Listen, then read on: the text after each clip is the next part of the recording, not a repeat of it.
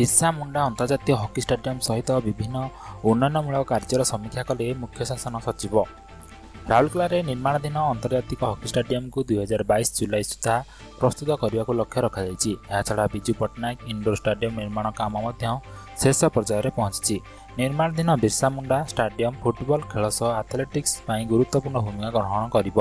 ସେଠାରେ 400 ମିଟର ବିଶିଷ୍ଟ athletic track ନିର୍ମାଣ କରାଯାଉଛି ବୋଲି ମୁଖ୍ୟ ଶାସନ ସଚିବ ସୁରେଶ ଚନ୍ଦ୍ର ମହାପାତ୍ର କହିଛନ୍ତି। ମୁଖ୍ୟ ଶାସନ ସଚିବ କହିଛନ୍ତି ଯେ ସ୍ମାର୍ଟ ସିଟି ଅଧୀନରେ ମଧ୍ୟ ଅନେକ ପ୍ରକଳ୍ପ ଚାଲିଛି। ତେଣୁ ବିଶ୍ୱକପ୍ ହକିକୁ ଦୃଷ୍ଟିରେ ରଖି ରାଉରକେଲା ଚାଲିଥିବା ବିଭିନ୍ନ ନିର୍ମାଣ କାର୍ଯ୍ୟ ନିର୍ଦ୍ଧାରିତ ସମୟ ମଧ୍ୟରେ ଶେଷ କରିବାକୁ ସରକାର ଲକ୍ଷ୍ୟ ରଖିଛନ୍ତି।